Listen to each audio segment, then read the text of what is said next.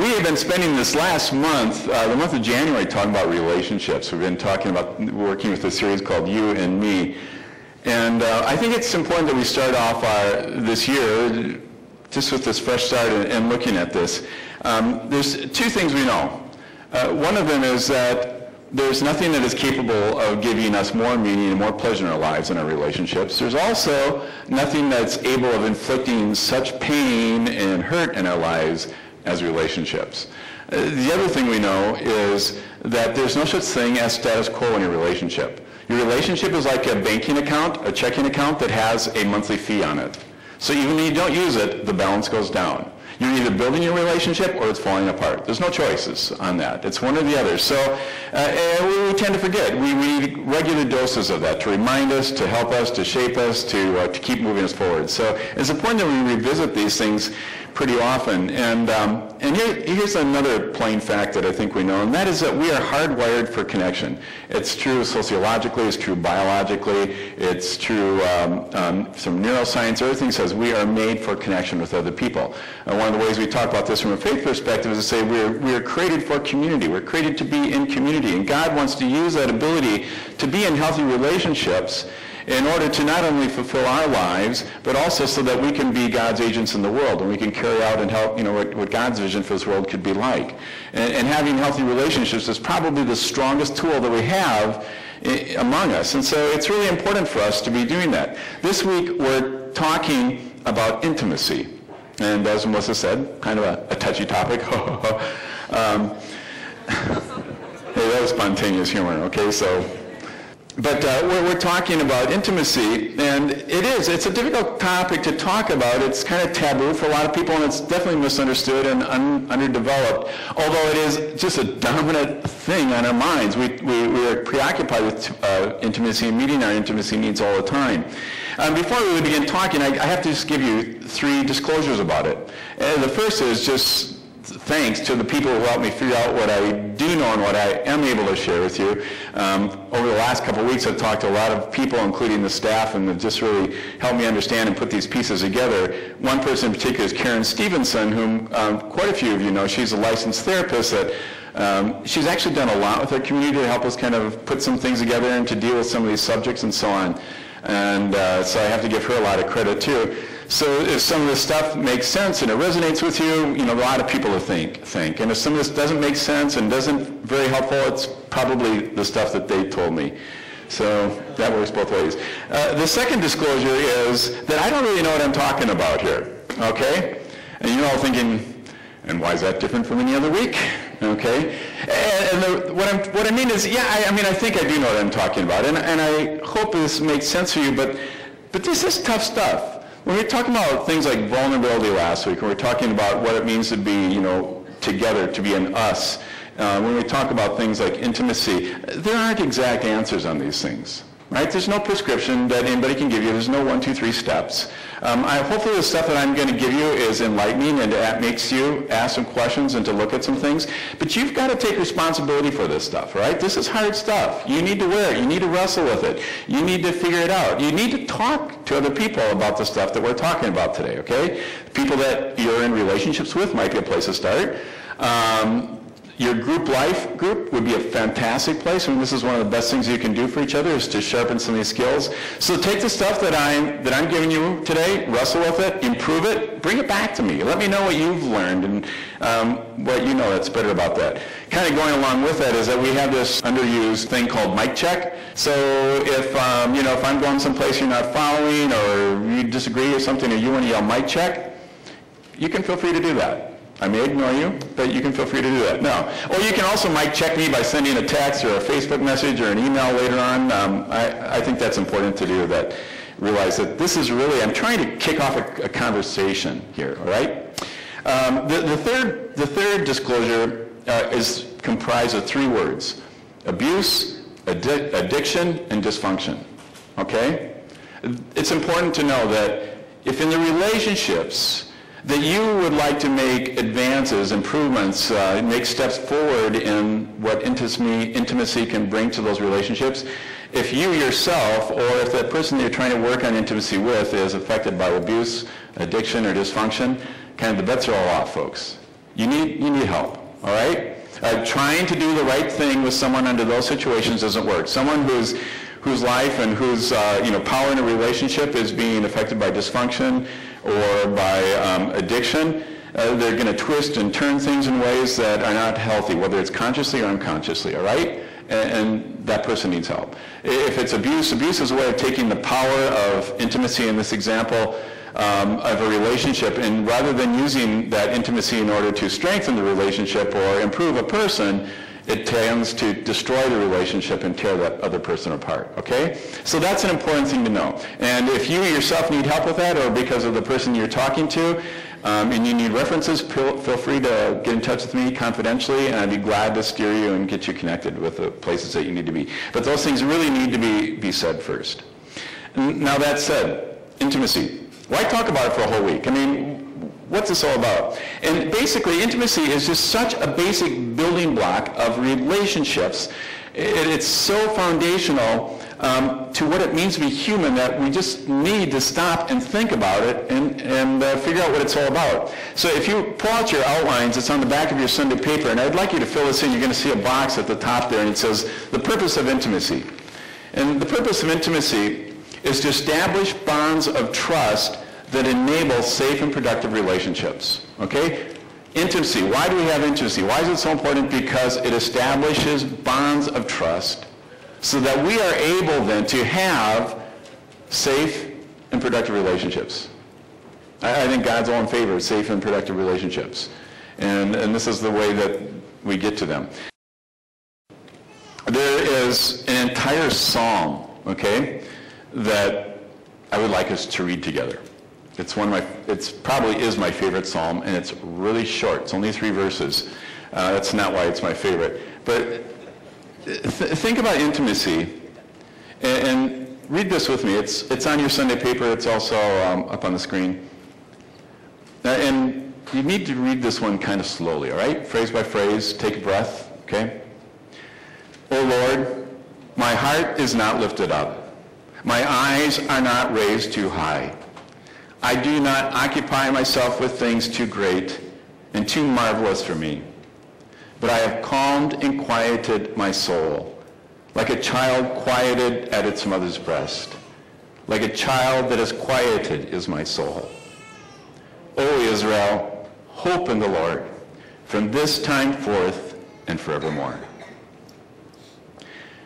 Now, convince me that the people who talk with God like this don't understand intimacy and don't see intimacy as a basic way of understanding their relationship with God and therefore with each other as well. And look what's happening in this verse. I mean, in this psalm, it says the call to action is to what? To not occupy yourself with things too great, too marvelously, things that are beyond your comprehension. Not to lift your eyes too high or get your heart too far lifted up.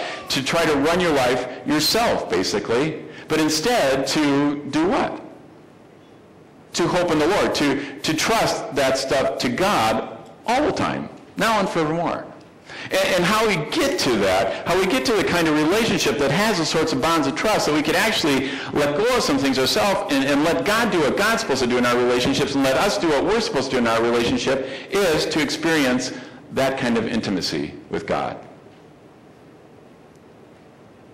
Intimacy, it's so fundamental to how we understand relationships. Now, the Bible doesn't take up intimacy as a topic by itself. In fact, the word really doesn't even occur. It certainly doesn't occur in the New Testament as a word. It's not an issue by itself, but it is so fundamental and is played out in so many stories, in so many passages, in so many places that you realize maybe the reason it isn't ever talked about explicitly is that it's simply assumed. It's just the base, right? Intimacy just has to be there. Okay, so what is intimacy? And this is that next box. I'd like you to fill this one in as well. Intimacy is 2 or more people sharing their inner selves. Basically, that's it. Very simple. 2 or more people sharing their inner selves with each other. Again, God's relation with us serves as a model. Let me read these verses to you, a couple of verses from Psalm 139. O Lord, you have searched me and known me. You know when I sit down and when I rise up. You discern my thoughts from far away. For it was you who formed my inner parts. You knit me together in my mother's womb. I praise you, for I am fearfully and wonderfully made. Wonderful are your works. That I know very well. Here what you have is someone who's experienced with God is that God knows everything about you. This isn't talking about like God knows everything. No, it says that God knows me. God just takes time, has that intimate relationship with me, and I know enough about God just to look at the world, to look at myself, to look at what God is doing, to just be standing in awe. So this exchange of God knowing me in ways that I can't comprehend and me knowing God in ways I can't comprehend again. It's just this wonderful thing that God has shared with us and we're sharing with God. And that's God and human beings, but it's human being to human being as well. This isn't on your outline, but the book of Acts, which is the first book in the Bible after the Gospels. The Gospels are the ones that tell a story about Jesus' life. And then after that, you have the book of Acts, which talks about the early church developing right after the death and resurrection of Jesus. And in chapter 2 of that, it says so everything just kind of blows up, and people start gathering around this message, this good news that came out of Jesus. And in Jerusalem, this is all going on, and here's what it says in Acts chapter 2. All who believed were together and had all things in common. They would sell their possessions and their goods and distribute the proceeds to all, as any had need. Day by day, as they spent much time together in the temple, they broke bread at home and ate their food with glad and generous hearts, praising God and having the goodwill of all the people. Now, those verses are not like the early inklings of Christian socialism. This is people that are just like, they are intimate with each other. They're spending time. They're spending lives. They are just so intertwined with each other, so mixed with each other that it works. And other people look at them and say, I really like what they've got. I want to be part of that. And that's what was happening. Their numbers were growing, it says, because people saw the kind of life that they were living together, their intimacy they were experiencing. So this inner self that is shared, what is that all about? Now you're going to look, if you see on your Sunday paper, you're going to see this wheel that's there. And I mean, I'm sure there's a lot of ways you can break this up and so on, but I think this is I know, used a lot in therapy and so on to help people understand intimacy, and I think it really makes a lot of sense. These components of intimacy. And the way I want to start is talking about the one on the far right, physical. Physical, it's this affection. It's touch. It's being, close to another person. It's, when you hug someone else, it's, the guys slapping each other on the butt during a basketball game. It's, it can be as simple as shaking hands. It's the hugs that we give each other. It's like giving someone else a high five. Do you know the largest organ in your body, what the largest organ in your body is? Right, I should say largest organ on your body, right? It's your skin. It is how we present the world. It's how we interact with the world, and we touch, we feel, we experience it. We're hardwired to touch and to have to do that. It's so important to us. I had a great example this last weekend when we were up north of Ely, and all of our whole family was there, which was really quite a treat. And my 4 kids, and they're little, right? They're all full size now. They're crammed on this couch, which is uncomfortable probably for 3 people. And I think one of them was sleeping kind of on top of another one. Another one was doing a crossword puzzle or something. The other 2 were yakking away, and they all just kind of intertwined in these 4-bodiness. And one of the other adults walks up to him and says, there is another sofa. And my oldest daughter, Katie, just immediately turns to her and says, our family has personal space issues. We don't like to have any. I was sitting off the side and just caught that and had this huge smile on my face, and it made me so happy to hear that. One, that we don't have it because that's how I'm wired too. And 2, that she just knew that so automatically that she could just come back without even have to think about it to be able to give that kind of answer. Intimacy, physical intimacy is so key to who we are. In fact, and this is an fill-in on your sheet, is that this intimacy is essential. It isn't a negotiable. We need to have people that are starved of intimacy. They have real problems. They're not able to form relationships. They have trouble understanding themselves and defining themselves. Intimacy is essential. People who are isolated, and you probably had those times in your lives when you're someplace where you don't really know anybody, and you don't have any close relationships with you, and you notice maybe, after a couple of weeks that, no one's touched me, for an extended period of time, and how hard that is. Before coming to Jacob's Well, I was a pastor at Bethlehem Lutheran Church, a large congregation with a large number of older people. And we have all these, can I say it, old ladies? Yeah, old ladies that come in. I mean, like way older than any of you. And you know, I would always just give them a great big hug every Sunday. And they would give me the greatest hugs back. And then there were the older guys too that you couldn't just kind of give hugs to, but perfect timing. But you'd kind of walk up to them and kind of do this thing and, hey, how you doing today, Chad? Good to see you. And we had that so well choreographed. And and they would just be beaming because of it too. And I knew for some of those people, they lived for that Sunday morning because that was the only time they got touched all week long. Now, if I give some of you hugs here, I'm not telling you you're old ladies and stuff like that, so don't worry about that. But that's just how key it is to it. Intimacy is essential.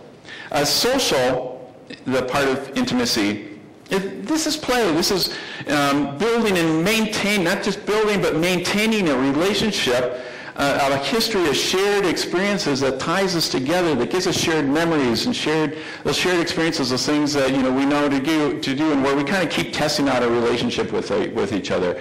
One of the things that happens, and probably all of us can tell this story too, is once you have an established relationship, this side of it often kind of starts fading away. You start taking that time together for granted. And, couples don't go out and do anything anymore. Or you all get into a divide and conquer mode, and, you don't actually do anything together. And that social party relationship starts falling apart. And the social party relationship is one of the parts that gives us so much energy for our relationships, which helps drive it forward. So that's a big piece as well. Then as you go around the circle, you have the intellectual, emotional, and spiritual. I'm not going to go into all these. I think we kind of understand them, but it's good to be aware of them.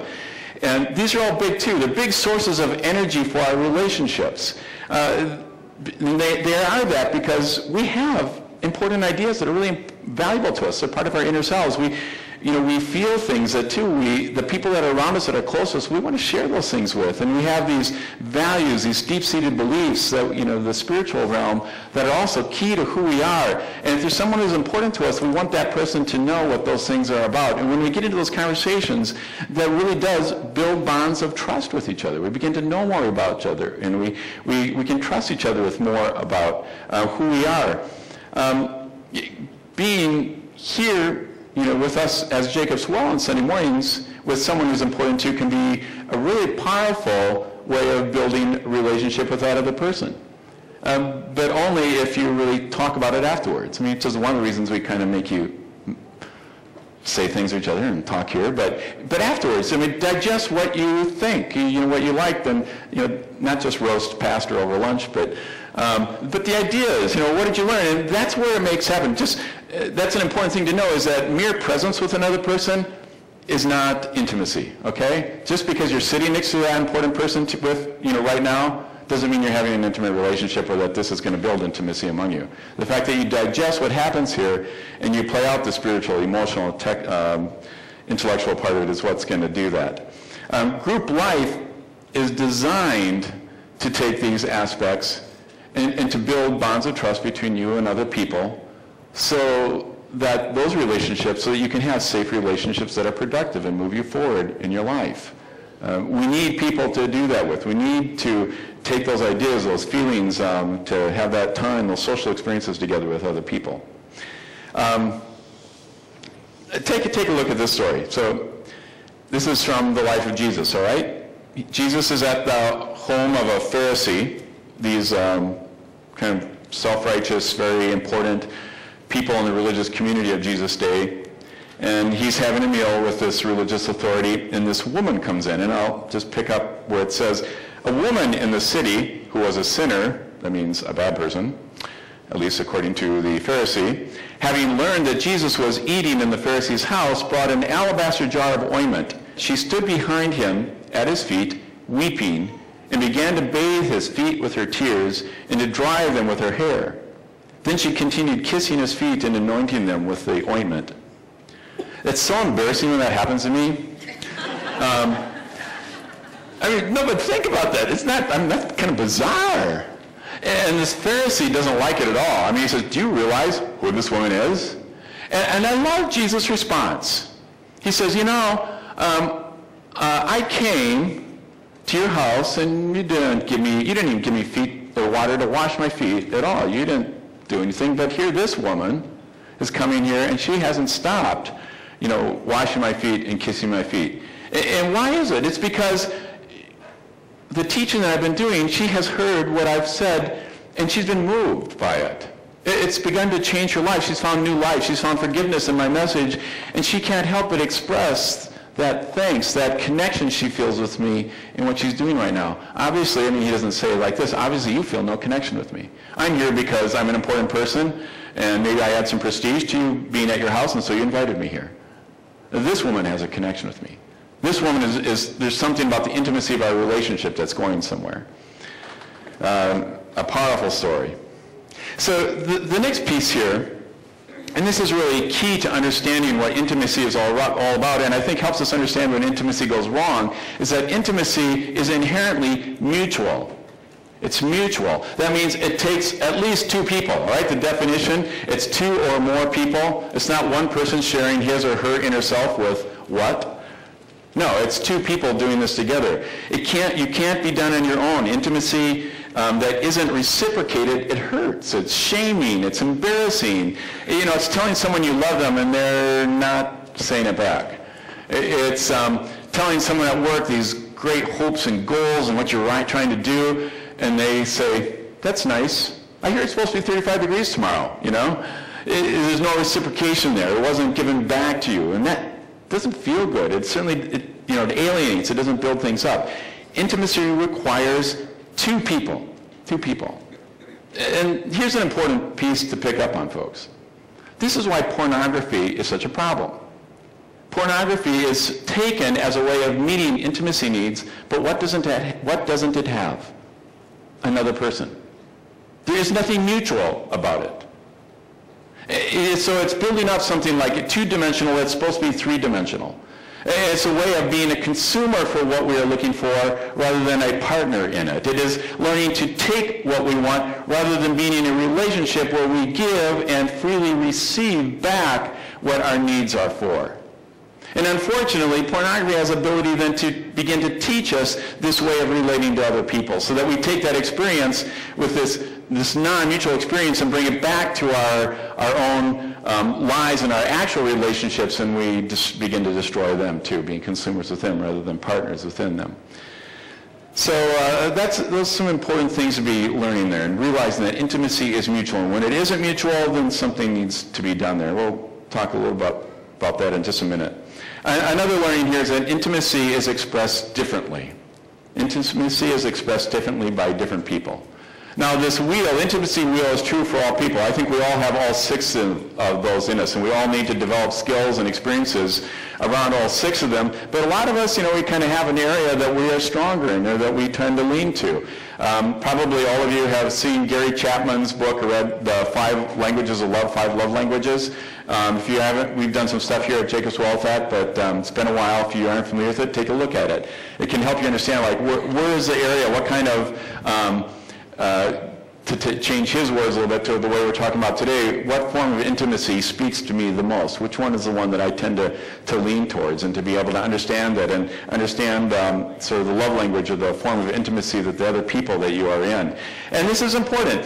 One of the big ones, and I've said this before at Jacob's Well, and I think it tends to be true. It's definitely a stereotype, so this is one you can mic check me on if you want, but women have a tendency to spell intimacy T-A-L-K. Men have a tendency to spell intimacy S-E-X, all right? Now, that's not a problem as long as you know, okay? And you're aware of that, and you're willing to deal with the fact that you're doing different speaking different languages there. But the issue is that neither of them are right. It isn't talking and it isn't sex. Those are all incomplete in and of themselves. So to balance this out and to see the larger picture, because we all have emotions, we have ideas, we have our spirituality, we have our social needs as our regular physical affection needs, as not just sexual needs. Which brings us to the sixth piece on the puzzle, the sexual intimacy that is a part of us. And some of you are thinking, isn't he ever going to talk about that one? Because when you mention intimacy, most people's, the first thing we think about is sex. You may have noticed that I don't have as many illustrative backgrounds on my slides, and that's because when you go to Google and you put in intimacy, yeah, you don't want most of those pictures. Our society has taken intimacy and so over-sexualized it, and that's a problem. It's a problem because I think we need to check our needs for intimacy and how we go across these borders, which is what I'm going to talk about next, of stepping into intimacy. And I think we have good instincts. We have red flags that pop up at the right time.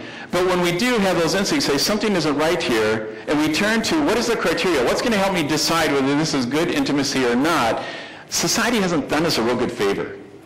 It has so over-sexualized what intimacy is about that's kind of the only criteria we have to handle with. And it's also sort of like anything goes. You know, and it gives us responses, and this is probably true in a lot of the areas, not just sexuality, but well, that's what everybody else is doing.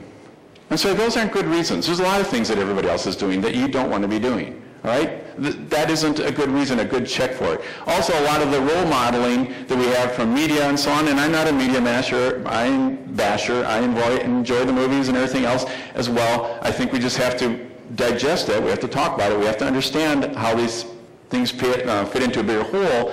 But definitely the modeling that we're getting through the media of what is normal intimacy is probably not the healthiest. In fact, I know it's not the healthiest. And it's not projected there because they're pretending it is. They're doing it because it sells movies. It sells TV shows. All right? So we have to find different questions to ask about that. So if you want to skip ahead one line, so intimacy is not sex. Sex is part of intimacy, but intimacy is not sex. Okay? And that's really important for us to realize that, especially in this culture. We've gotten a lot of confusing messages. The piece that goes along with that, and I think we need to kind of handle at the same time, is that intimacy is powerful. Intimacy is very powerful. All forms of it are very powerful. If for no other reason that it's essential and we need it in our lives. We have to find ways of filling those needs.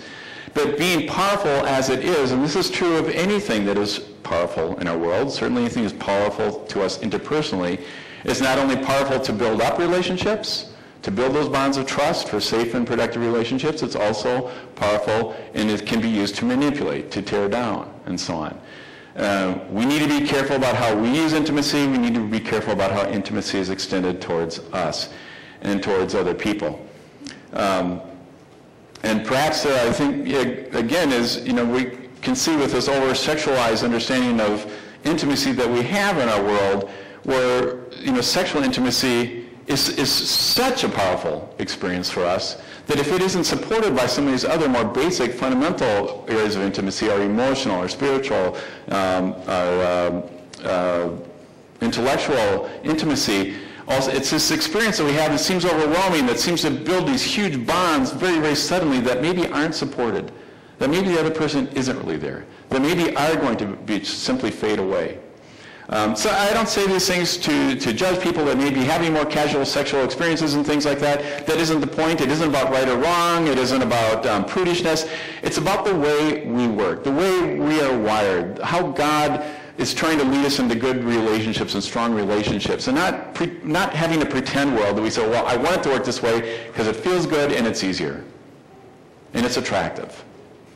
But instead really facing up to how God has put this world together so that we can be parts of that world that make our own lives fulfilled and can help be a part of what God is trying to do in the larger world.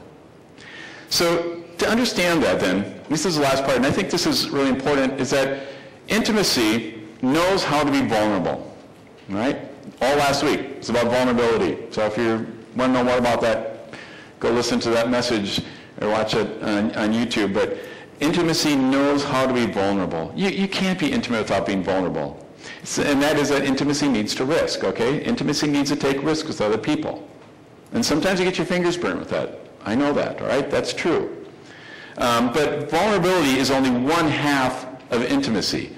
And the other half of intimacy is, is that the intimacy or vulnerability by itself can take you too far, like this picture. So this child is definitely having an intimate relationship with a python that could decide it was lunch in about 3 seconds, it seems.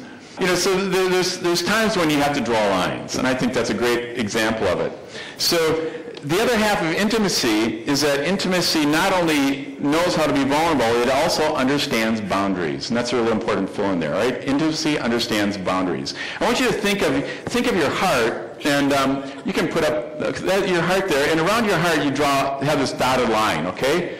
And this isn't a wall around your heart, but it is a fence around your heart. And you guard what is there. You guard what you're going to share, how you're going to be intimate with other people. And this should be something that every time you have to cross this line, you know that there's some questions that need to be asked, okay? In fact, that's that next fill-in, is that intimacy asks questions. It needs to ask questions. Is this safe to share this with this other person? And that question is the one that you'll see on your outline, and it's on this next slide, and that is, what do I want to share this with this person right now in this situation?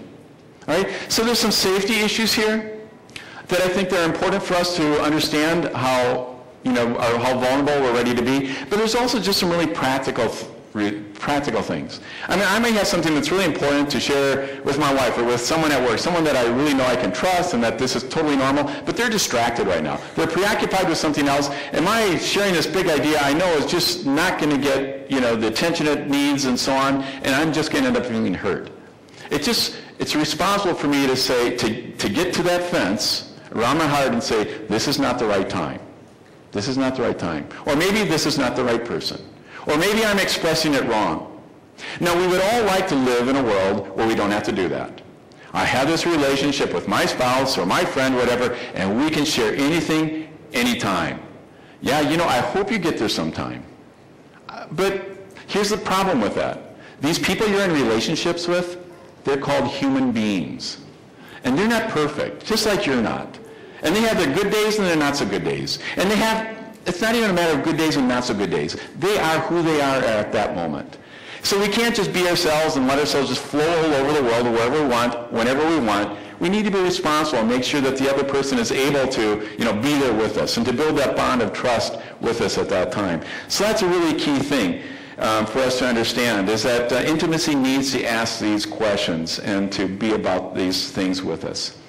A great thing for you to talk about and think about, you can do this on your own or with people at home, but also to do with your group life, people, are to say, when my different circles, like at home, or with my partner, with my spouse, with my significant other, with my siblings, with whoever that might happen to be, the people at work, at school, what are my boundaries around my heart?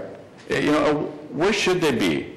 And what questions maybe would I be asking to those people, or asking of myself as I take steps in relationships with them? So the reason we talk about this is that we are the body of Christ. God has connected us in ways that can be so much more powerful than any of us can be together. And to be able to do that, and to be able to touch the world, we need to understand how it is that we build those relationships, how we do learn to trust, how we do become stronger than we are individually, so that not only can our lives be fulfilled and be meaningful, but that God can use us to be the powers in the world that God needs us to, so that God's love can be known. Would you pray with me?